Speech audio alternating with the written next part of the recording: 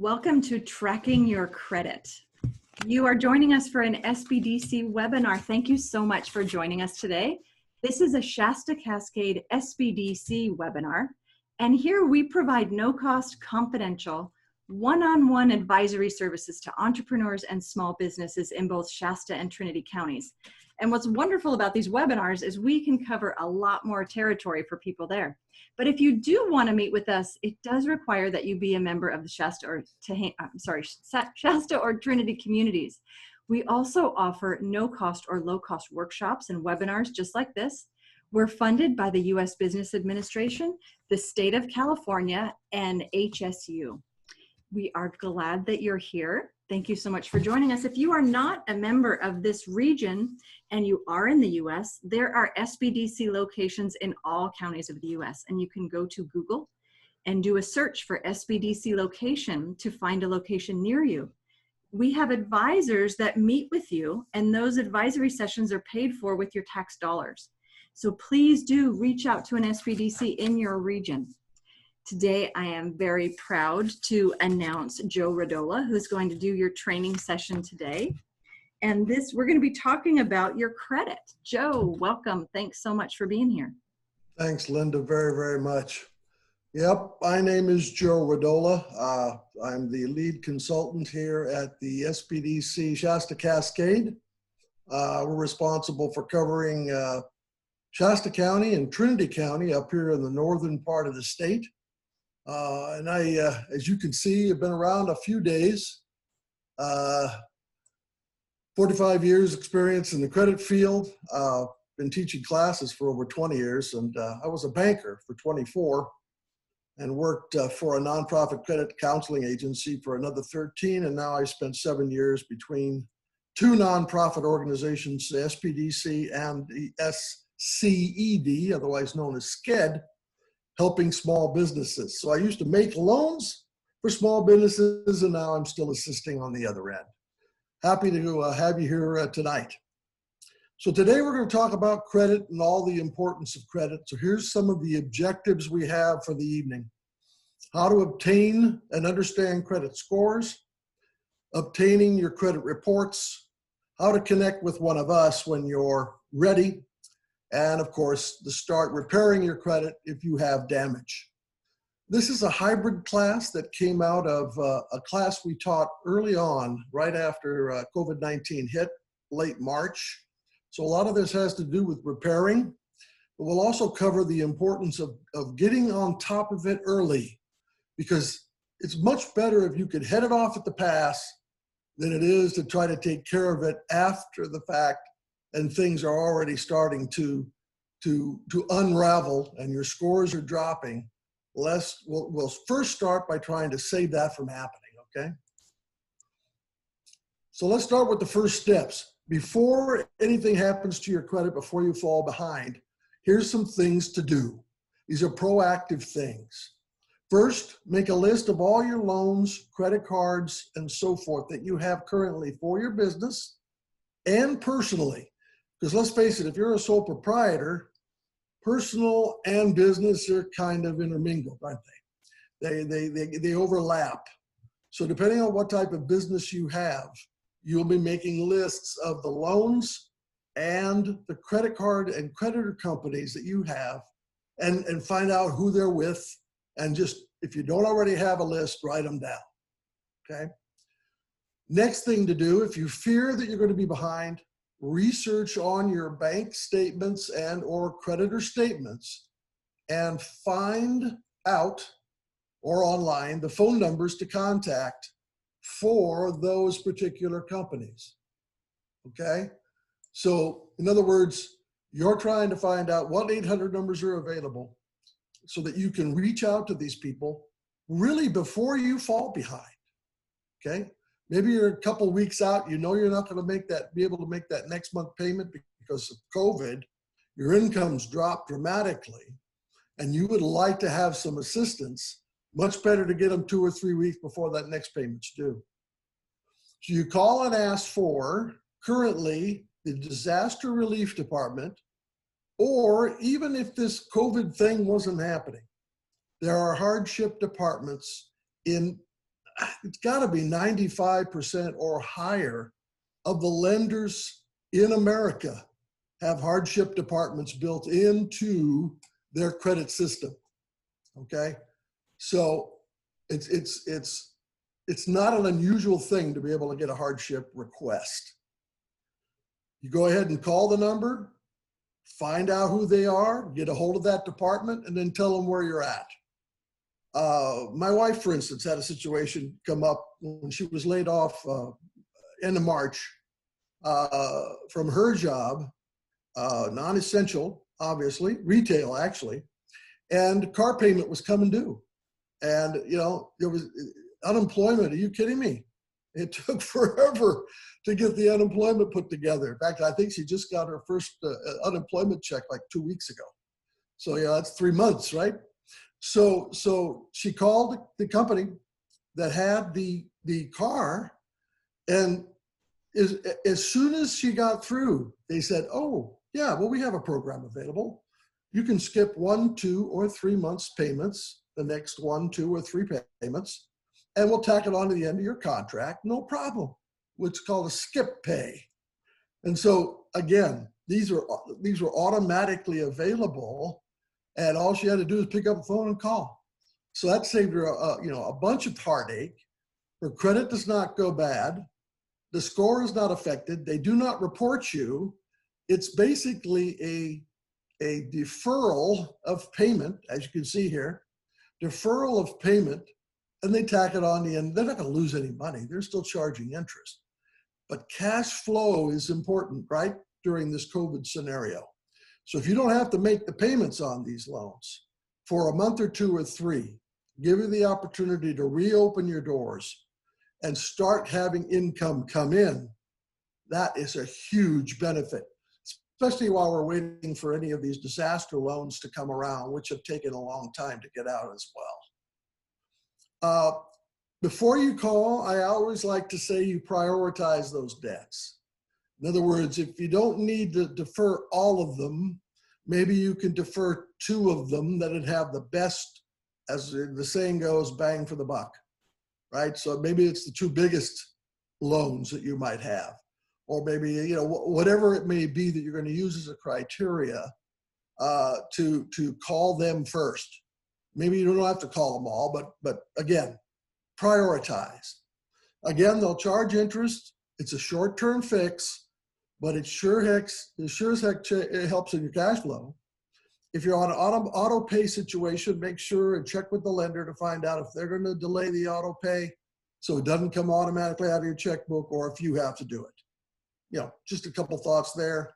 And make sure to change your budget. Hopefully we all have our budgets made up out there. And if you have like a monthly budget, and let's say you're going to be able to skip June and July's payment on your car, make sure that you put down August, say August 17th will be your next car payment, to put it back into your budget in August, see? So that way you know exactly how many months you skipped and where you're headed. Again, if you do these steps, a lot of the steps we're going to go on to now may not even happen. So that's fantastic, right?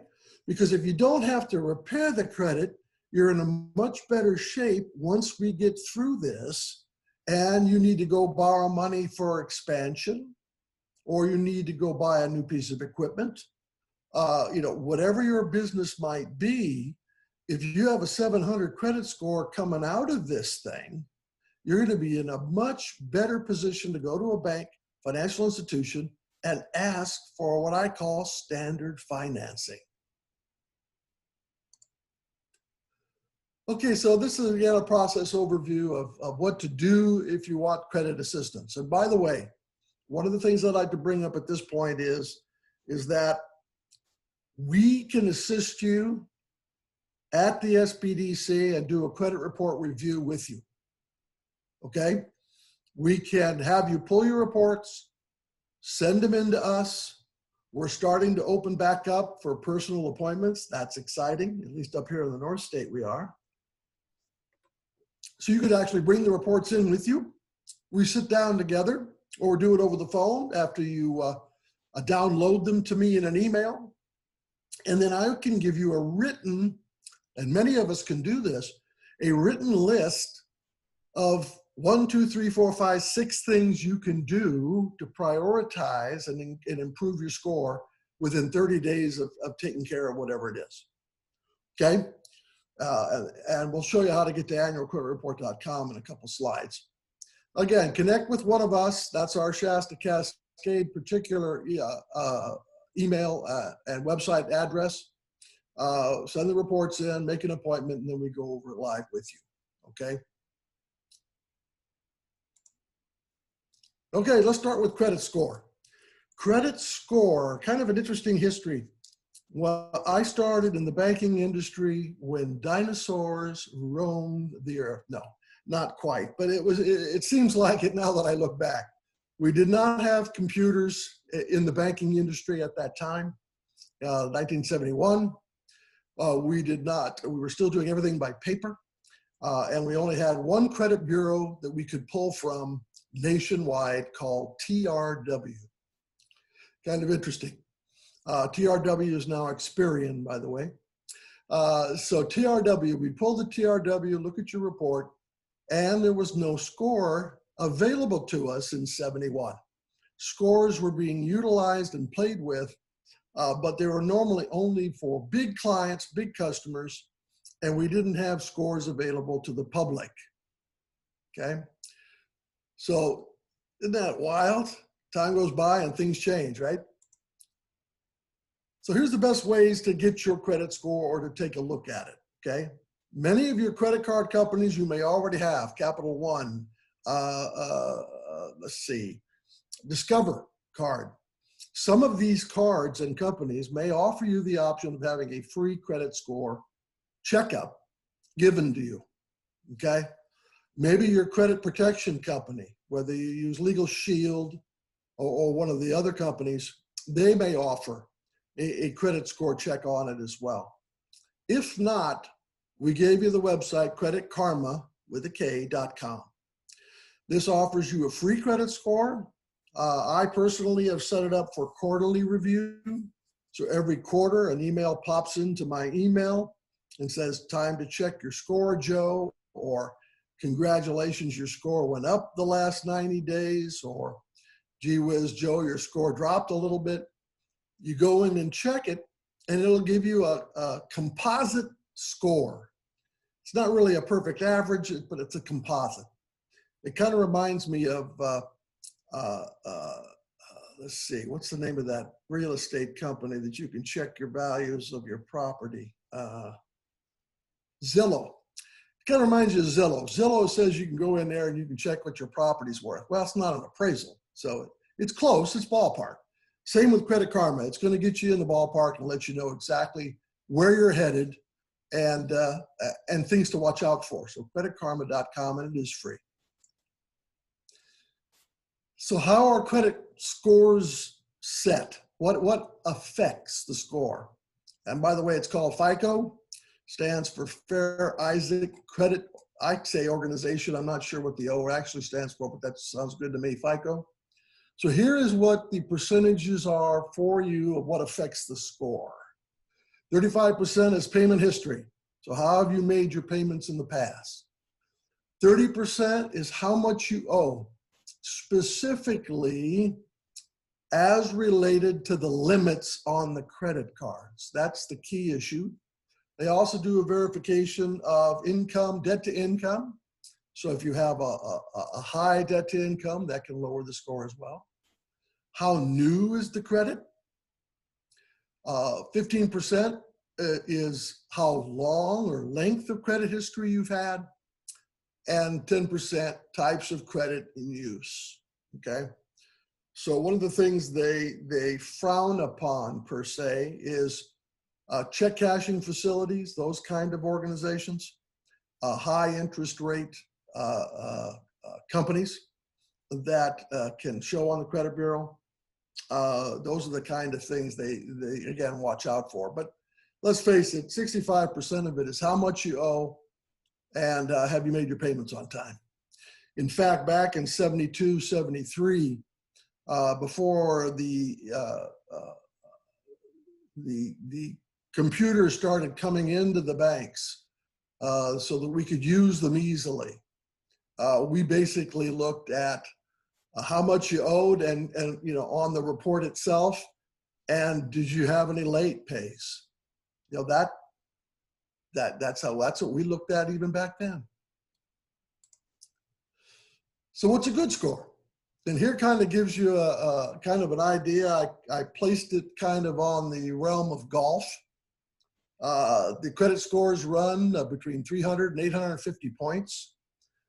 By the way, I have never seen a 300, and I have never had the pleasure of seeing somebody with an 850, okay? Not an easy number to hit either one of those. So I guess that's something. So 300 to 629, varying degrees in that large number spread is considered by the banks and financial institutions as subpar. 630 to 689, par, average, right? 690 to 719, above par, okay? And then 720 to 850, we call it a birdie. Basically what we say about 720 to 850, you're in the best possible position with that kind of score to borrow money and get a loan compared to somebody obviously with another number below that. It's a pretty simple mathematical equation. So what does a 720, 750 tell us as a banker? It tells us, that you are a good risk. Because lending is risk. How much risk is it for me to lend you money, right? How sure am I to believe you're going to pay me back? The score is the one we hang our hat on, because the score over time tells us how well you made payments in the past. So again, free credit sources, please don't pay for them for these scores. I mean, sometimes you'll have to pay a monthly fee to get the score. Okay, I mean, if it has other things attached, bells and whistles like identity theft tracking, which some people don't mind paying $15 to $18, $20 a month for that. You may get a free score there. That's fine, but don't pay just for the score for sure.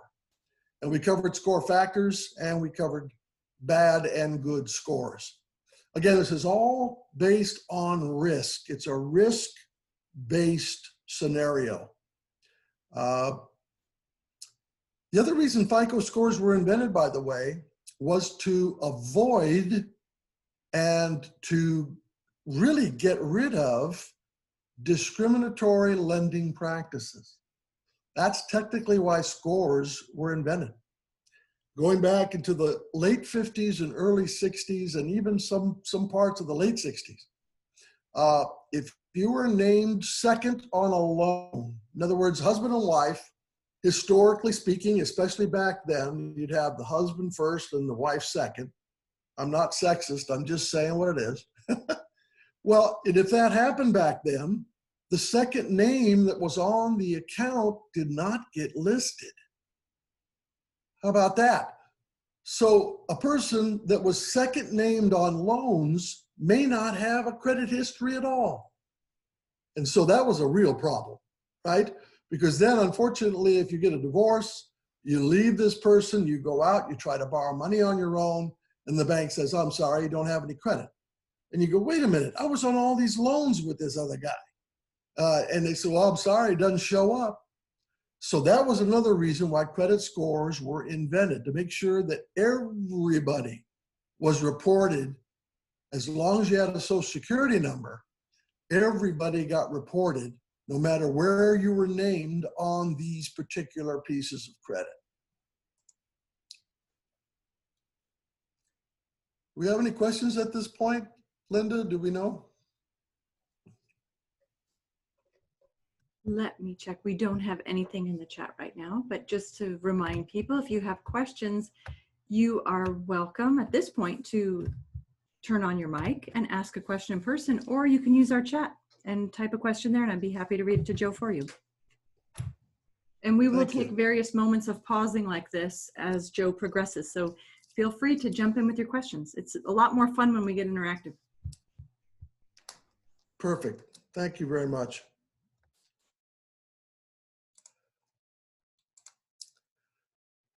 Okay, so there are 2 steps in this process, okay? The 2 steps are credit score and credit report. And technically, they're separate. It's one of those weird things. What's that term? Symbiotic. There's a relationship there between the score and the report, but they are 2 separate entities, okay? A lot of times, the banks and financial institutions only say, gee whiz, I can't lend you money because you have a 575 score.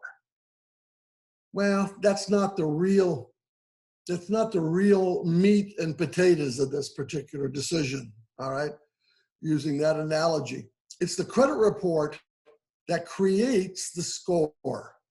In other words, if you didn't have that Visa card with Macy's, or if you didn't have that Discover card, you didn't have that Capital One, if you didn't have a loan with your bank or financial institution, then you wouldn't have a credit report. And if you made your payments on time and you did everything right and you paid down your credit cards and so forth and so on, you'd only have the credit report without the score. Because the more you make your payments on time, the less you owe, especially on plastic. The length of time you've had this credit, the better the score. So they work together, but they are completely separate. And in fact, although Credit Karma will give you a basic list of your debts, it will not give you a specific list of your debts. In other words, it might say you have credit cards that you owe $15,000 on credit cards. And they'll say you got 5 of them, okay? But it won't give you the list of who those 5 are. The credit report will. All right, so can you get a credit report for free? Ah, yes. And here is the best and somewhat, I call it one of the best kept secrets in America. Heck, it's got to be 25 years ago, I guess now. About 25 years ago, the credit card, the credit agencies, Equifax, Experian, and TransUnion, they got kind of their hands slapped, okay? And the reason being was there were so many errors on these credit reports. And by the way, there still are errors. So make sure to keep your eyes peeled. I'll talk about that in a second, but for errors. But specifically 20 years ago, there were so many errors on the credit reports that the government said, hey guys, Equifax, Experian, TransUnion, you got to allow a way for all of America to go online and get a free copy of their credit report once per calendar year. And thus was born annualcreditreport.com, okay? So annualcreditreport.com, neat website. You can see the kind of the home page here of what it looks like when you get into annualcreditreport.com. You want to make sure to stay in the middle of the page of this particular website so you don't have to pay for anything. And again, this is paid for, annualcreditreport.com, by the companies Equifax, TransUnion, and Experian. Give you a little history on those 3. Experian, again, is the old TRW. In other words, back in the day in '73, if you came in to borrow money from us at the bank, we would say, we'll pull your TRW. We didn't say we'd pull your credit report. We'd say we'll pull your TRW because there was only one. It's kind of something. So Experian bought out TRW. Equifax or Equifax, depends how you want to pronounce that, was basically opened and started because of car companies. Car companies wanted to have a specific credit reporting group where they could go and make sure that their automobile loans were all on one report. TransUnion was basically started because of real estate, the real estate companies, where all the real estate loans were a good place to get reported. Experian, of course, is the oldest because it used to be TRW. And Experian, historically speaking, you come to me for help, or any of our consultants for help, you want a credit report review. I'm going to ask for you to at least print out and send to me or bring into me the Experian report. Because if you pull all three today, today's what, June 17th, right? You pull all three of these reports today off of this website, you can't pull them again until January 2021. So I try to give you an opportunity or an out later on in the year. If you pull the Experian now, you can pull the Equifax in October, TransUnion in December, and you can then continue to pull these reports in rotation. See? The problem with that, there is one little glitch. And that glitch is that not everything reports to all three agencies. It's not guaranteed, okay? So, excuse me. Again, the Experian report will have majority, if not all, your credit cards. Equifax may not have all the credit cards, but you should have all your automobile, car, boat, train loans, whatever. And TransUnion should have all of them, but they won't probably sometimes not have all the credit cards, but will have your real estate loans and second mortgages. So there again, gives you a little idea how that works. So here's how you request your free report. You hit the little red button in the bottom left corner of the screen on the home page, and it takes you to the next step. It's called Request Yours Now, 3 steps to your free report. You have to fill out a form. So you request your credit reports by hitting that red button. Moving on to the next page, okay? Here's where it gets a little tricky. And I realize some people get a little skeptical, a little nervous about putting their Social Security number on a computer screen. All I can tell you is this is highly protected site. Obviously, since a lot of people in America go on this site, they spend a lot of time trying to keep that site safe and protected. You know, obviously there's no perfect protection, I don't think, in America today on websites, but you will have to put in your Social Security number, date of birth, and name. Your current address, previous address if you haven't been here for 2 years. Again, pick the report, okay? Normally, if we're going to pick one, we'll pick Experian for it, you know, for you to pull. They'll verify it's you by asking some questions off your credit history. In other words, they'll say, did you have a real estate loan in 2010 with Wells Fargo? And they'll have 3 questions. It'll be with Wells Fargo, Bank of America, and Chase. And you got to mark the right one, see? So again, it's a really highly protected site to verify you're the one getting the information. And then, again, you'll be able to then go in specifically for you and pick the reports. This particular case, it's Experian. So, you know, you're pulling the Experian report, and it'll give you the list. And I like the list simply because credit snapshot, historical, you know, it gives you a number, a bullet point to go by. But again, this is what makes the score up. Okay? So this is the individual step-by-step reasons that your score is 725 is on these lists, okay? So print the report, basically, that, or save as a PDF. You can do either one.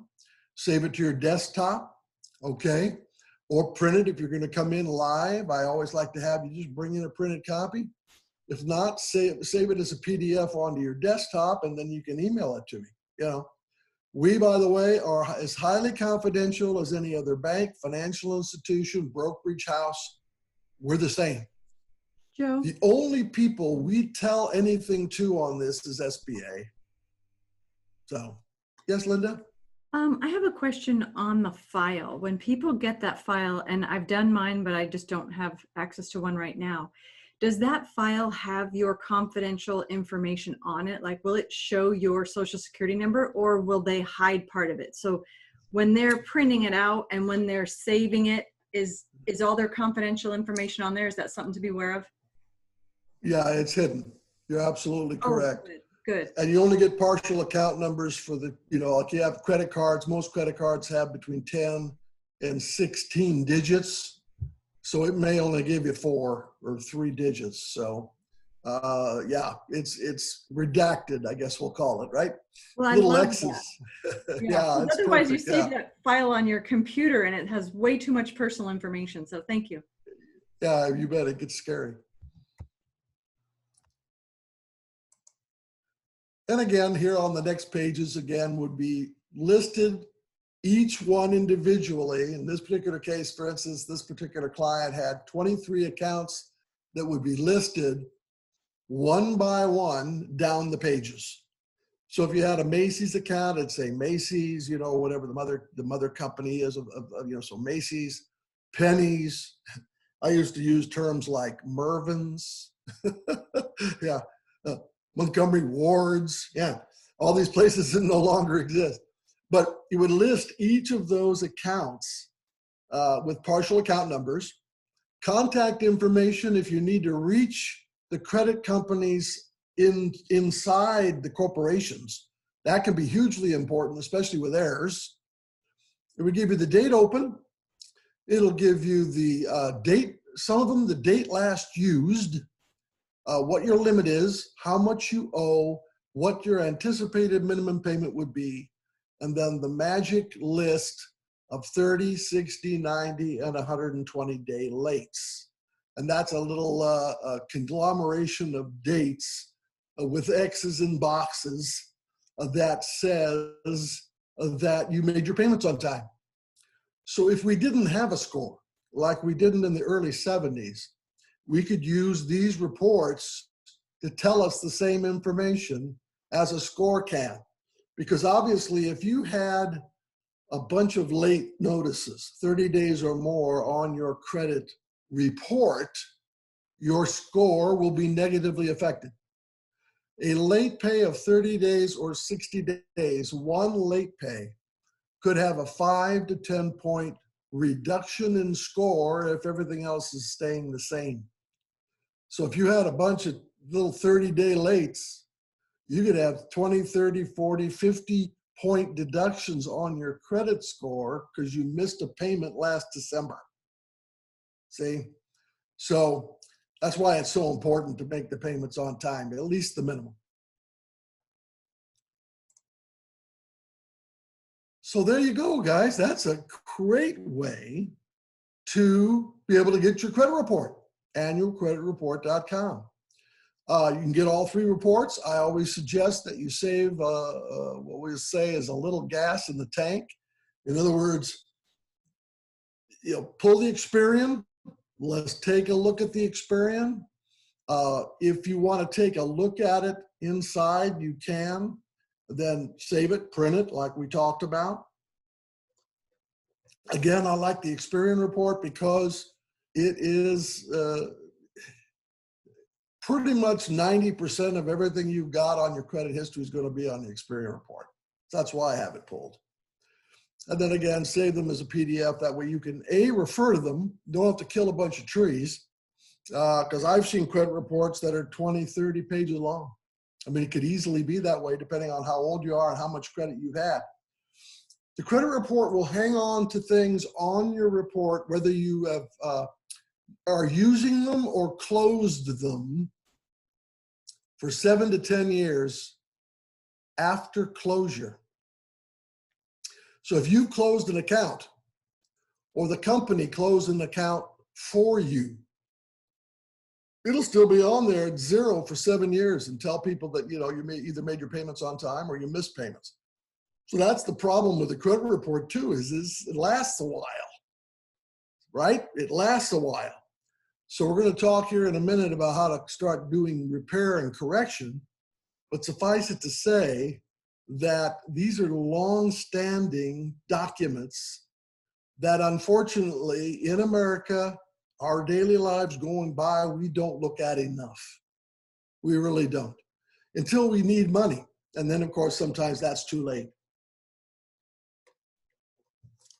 I would hope that all of us in this scenario where we've been at home and we've been locked down and we haven't been able to go out to eat and get our haircuts and go to the movies and had a hard time just going to the grocery store, right? That as we come out of this, that we're not severely hampered by bad credit, right? Because yes, we've been tied up and locked in for a couple of months, but a bad credit report hangs around for 7 to 10 years. Are you kidding me?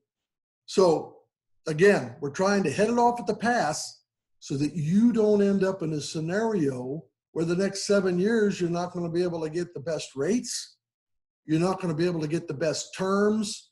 You see on television, on the car ads all the time, 0% interest for 72 months, right? The people that can get those kind of loans are 700 plus score members, 750, 780. A quick little history lesson. I have seen a couple people with 825s on the credit score. When they pulled them, they just wanted me to do a quick review. Didn't take longer than 5 minutes to do that review. But basically, I knelt down and kissed the ring. It was that kind of scenario, because that's, wow. Yeah, you have an 800 plus, I'll tell you what. They'll give you the best rates, the best terms at almost any financial institution you go to. In fact, I've never hit 800, and I'm a credit guy. I know a little bit more about how things are affected. It is not an easy number to hit. I'll tell you that right now. You got to owe very little, if anything, and you got to have a 25-year credit history. A couple people have asked too on this, and I can't remember if the slide's in here. I'll bring it up now. People have asked me, how many pieces of active credit do I need to leave open to have a good chance at the best score? That's a good question, okay? We were lucky enough in my consumer credit counseling days to go to a national conference back east, and FICO, representative from FICO itself, one of our guest speakers. And that specific question came up. How many pieces of credit on your file should be active and in positive shape to give you the best possible score? So he was great. He said, okay, the answer is 4. 4 pieces of solid credit: car loan, house loan, couple pieces of plastic, Visa and a MasterCard, boom. And maybe you've had them for 20, 25 years. You don't know much on the credit cards. You've always made payments on time to the house and the car loans. I mean, you don't have a Maserati with a payment of $3,000 a month and a debt of $100,000 for a car. Those, believe it or not, are things that can affect you and your score. You don't have right now at the lake, one of my outlets, thank the Lord, thank you God. One of my outlets during this quarantine was I quarantined on the lake. We have a lovely lake up here called Lake Shasta. Many of you probably have been there in the past. And I went out there and I went up there on the lake and hid. So, you have a chance to get away from it all. Thank goodness. And so, and I've had my boat, because I have a boat, I'm not gonna lie, but I've had this boat since 1984. Okay. And again, thank the Lord, I haven't had a payment on that boat for the last, so what, I've had it 35 years, haven't I? Wow. I've owned the boat for 35 years. I haven't had a loan payment on that thing for 20, right? So I can go out there and fish all the time and not owe anything. That's a pretty good deal.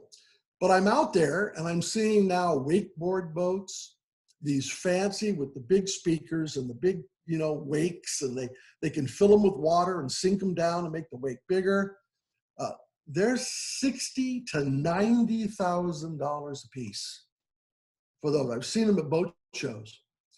Nothing against them, but I'll tell you what, the boat payment's huge and the debt's huge. So that can have an effect on the credit score. Like my idea I just said about the Maserati, right?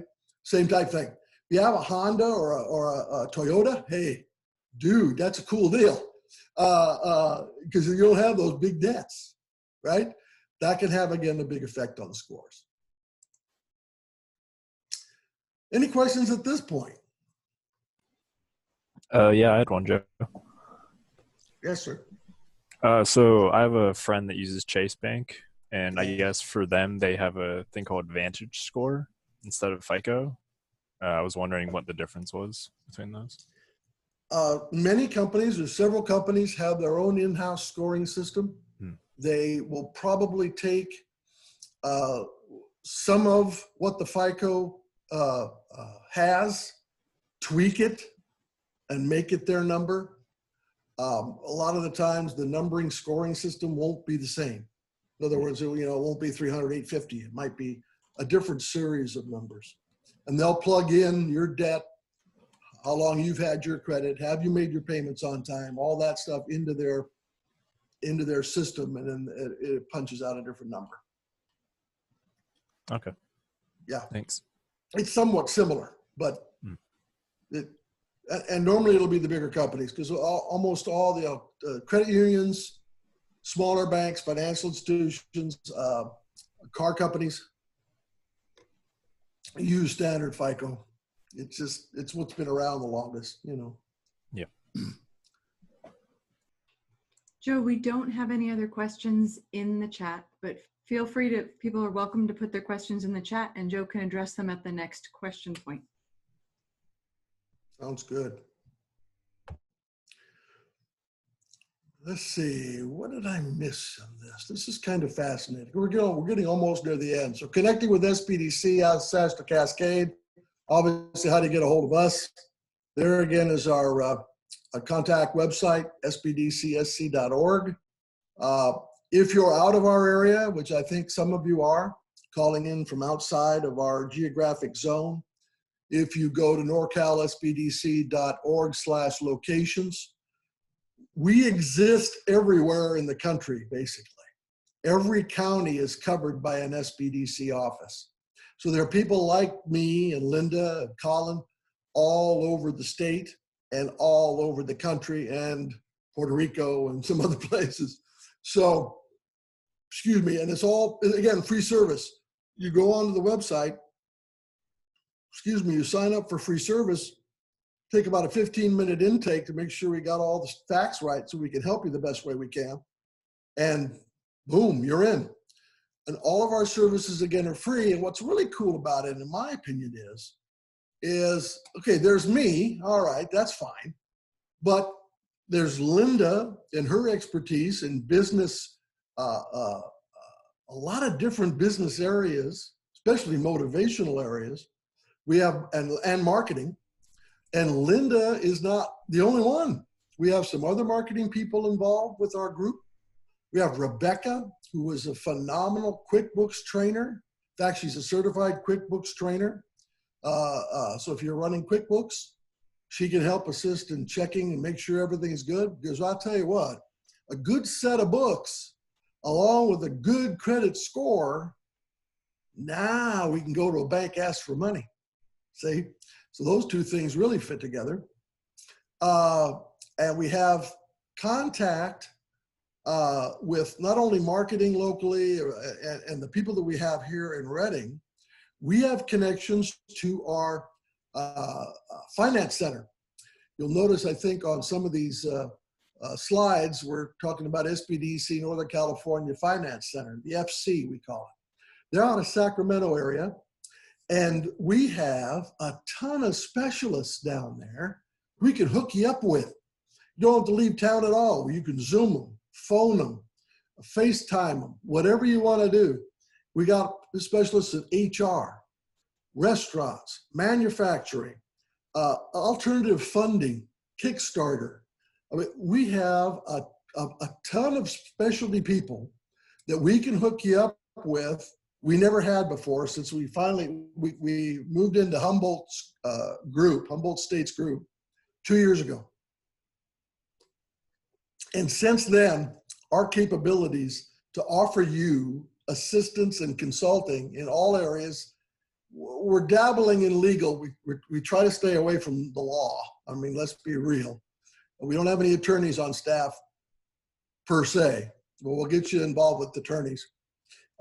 Technically, we don't have the ability or capability to have too many CPAs involved, because that's a specialty high up group for certified public accountants. But we have everything in between. We have everything in between. And again, what's cool is our tax dollars are paying the whole thing, man.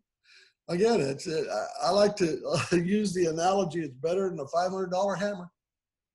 Anyway, once you're, again, assigned to an advisor, normally you have a lead advisor you're hooked up with. Many a time on a startup, I'll get somebody first, and then I can get you going, get you started. One of my classes, in fact, next week is how to start a business. I teach that monthly. And so you could maybe go to that if you're a startup, how to start a business class. And then you hook up with an advisor. A lot of times, like I say, after you talk to Emily, it'll be me. I can get you going down the road, and then we can hook you up with all these other people. Mix and match us any way you want. As long as you're opening the business and hiring people and borrowing money and expanding and, you know, maybe wanting to open your own franchise, we could help you for 20 years. Isn't that fabulous? All we need to do is see growth. In fact, we love growth. So that's what we're here for, help you grow, right? And we have time slots available, of course, for you to meet with us. Quick fixes, let's talk quickly about that. So what impacts your score? Again, I think I've already covered this. We'll go over it again real quick.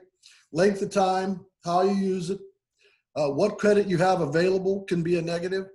Some people have asked me, gee whiz, Joe, I have 4 credit cards with $10,000 limits and I owe nothing. So that's good and bad, okay? The good is you owe nothing. The other good possibly is you may have had these for 10 or 15 years. The bad is you have 40,000 available to you in case you want to, you know, go to that island I'm living on over here on my picture, or you want to buy a yacht, you know. So it can have a negative connotation to have that much sitting there unused. Sometimes that could be a negative. We talk about that too. What's credit available, and of course the negative items. Late payments, collections, foreclosures, repossessions, bankruptcies, those are the main baddies, okay? A lot of these cannot be dealt with immediately. A foreclosure, it's gonna be on there 7 to 10. A repossession, gonna be on there 7 to 10 unless you can convince the company to remove it. And bankruptcies are on 10 years, period. Bankruptcy is a bankruptcy is a bankruptcy. So you can't do much about that.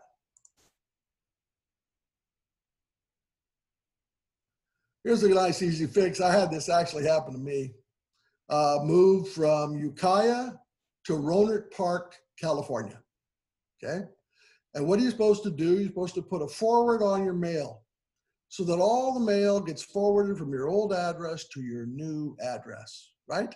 Then you've got to contact all your people you owe money to and let them know the address change. You get a little card and you send the cards out to everybody.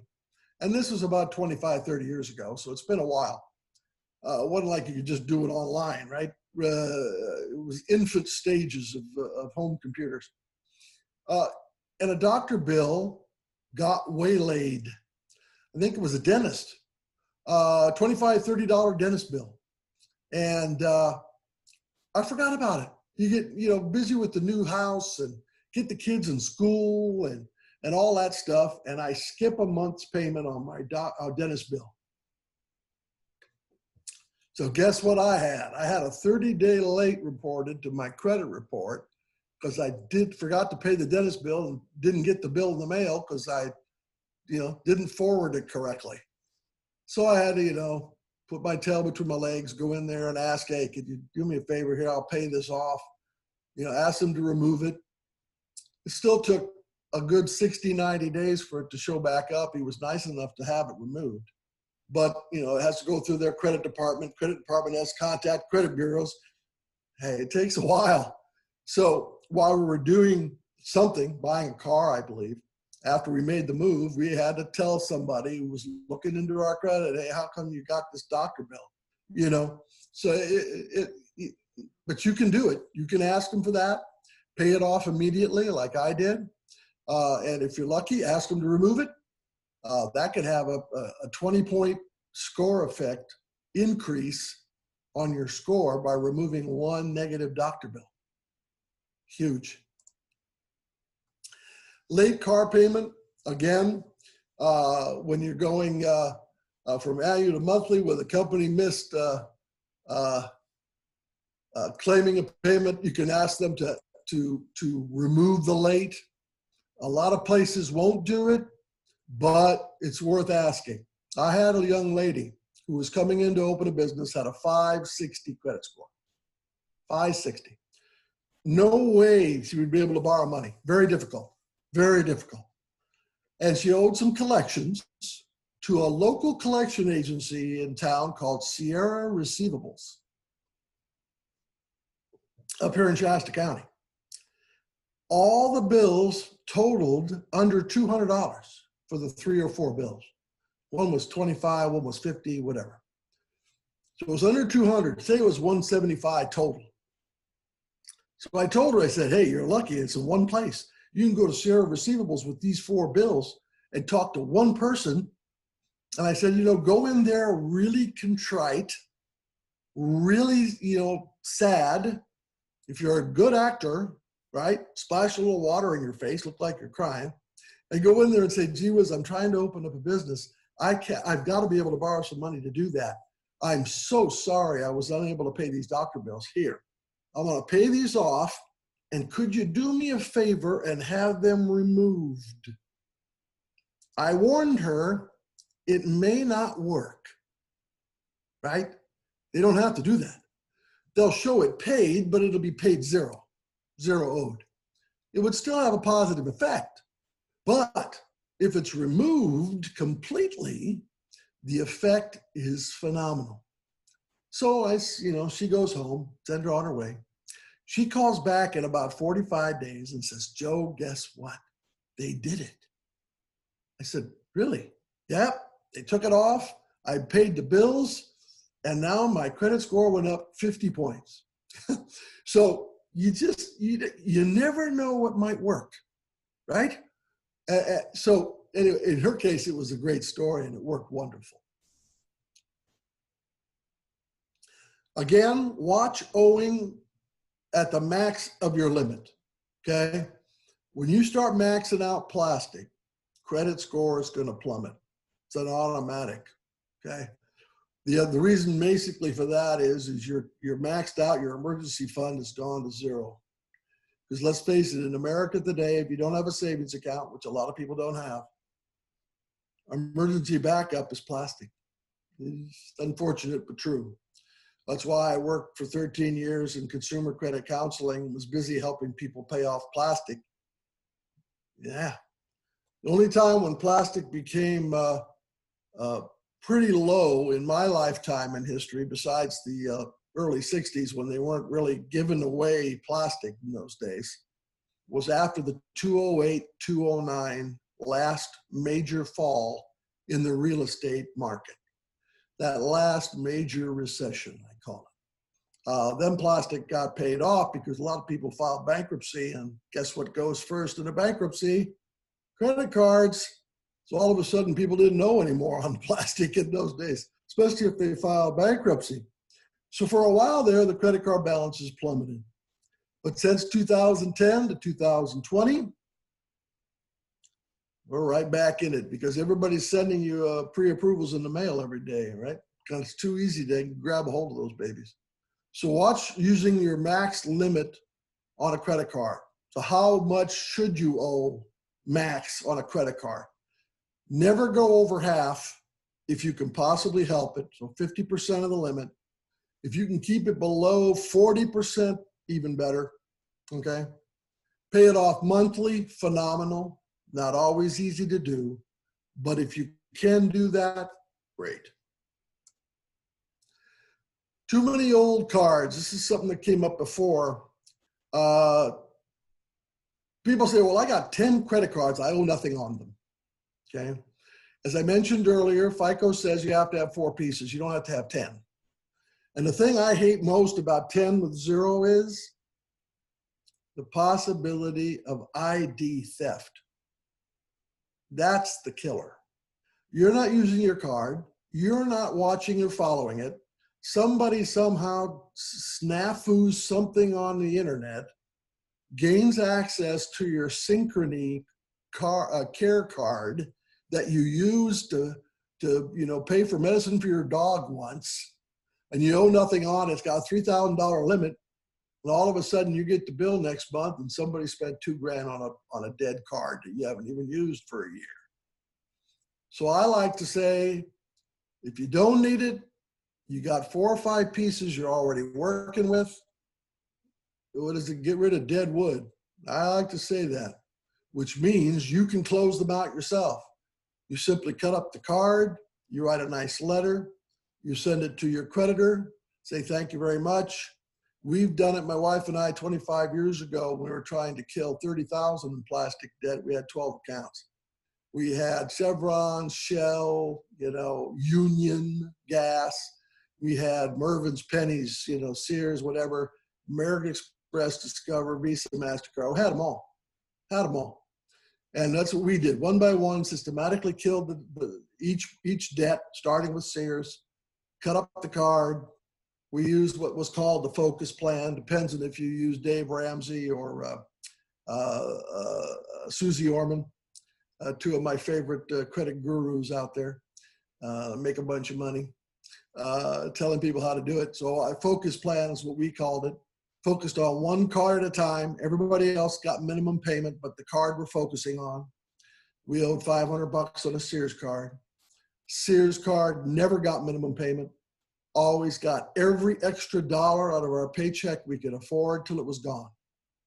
Cut the card up, put it in a nice bowl on our mantle, and sent a letter to Sears saying, thank you very much. We love your company.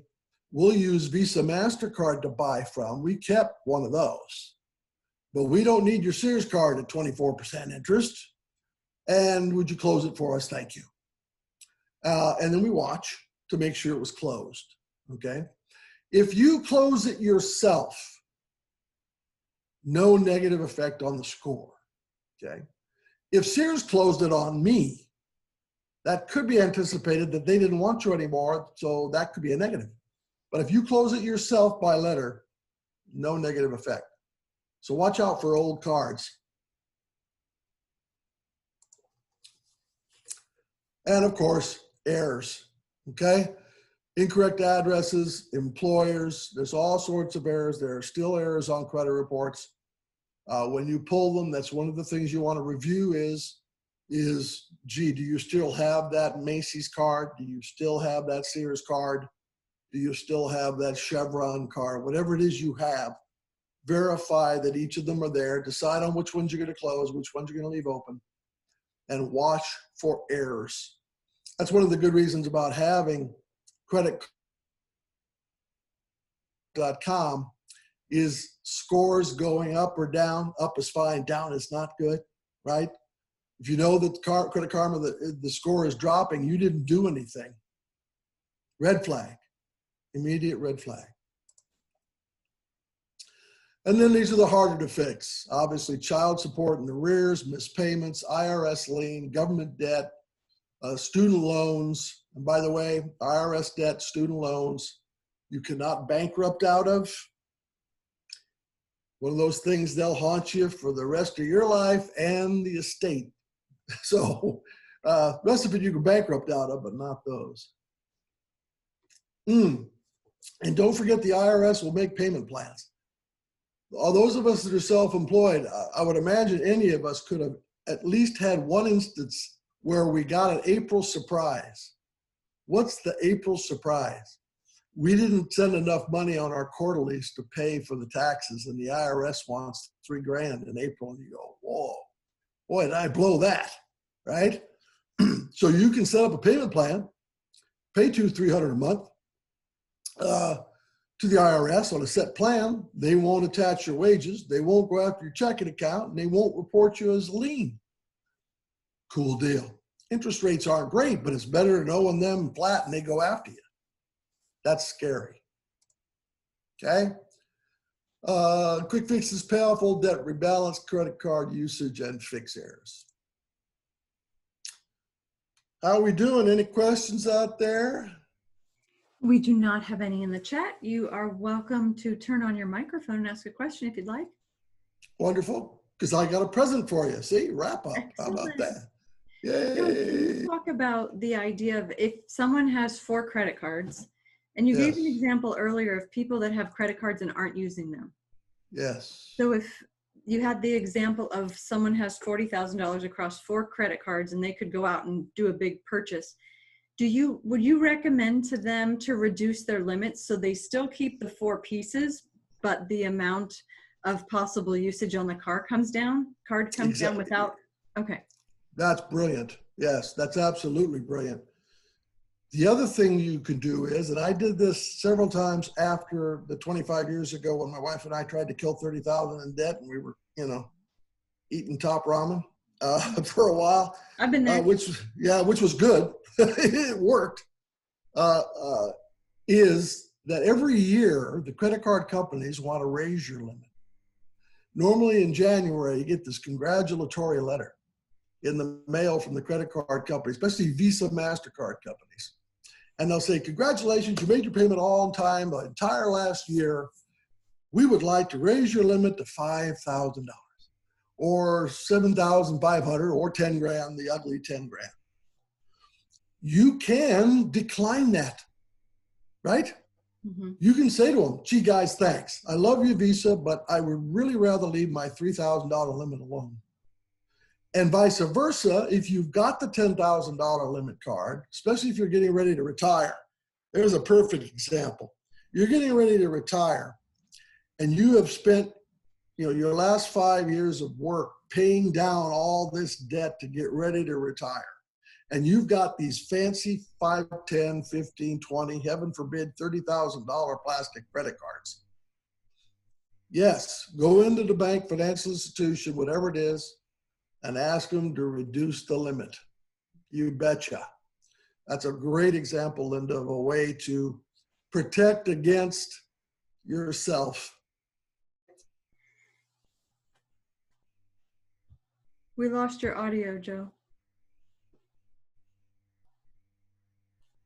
Let's see. It's showing that your audio is on, but I can't hear you.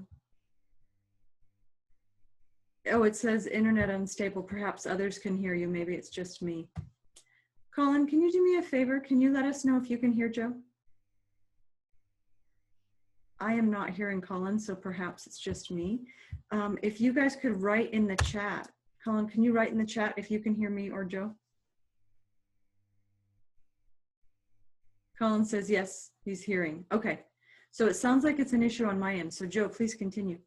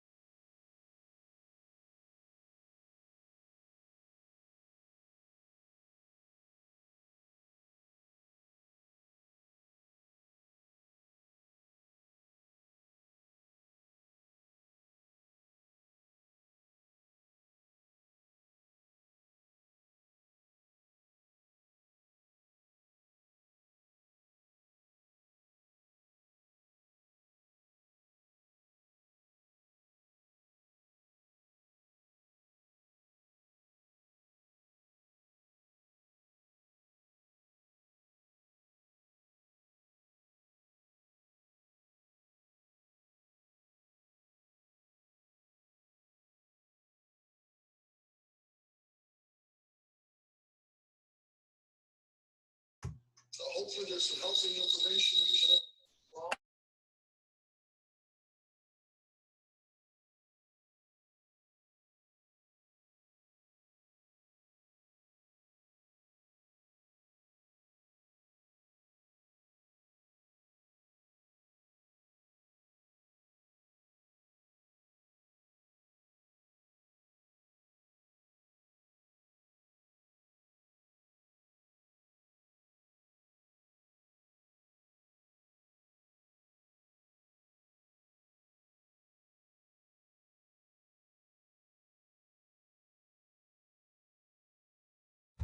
You perhaps can hear me, but I've got two mics going on right now, so Gotcha. That's what the echo is. yeah.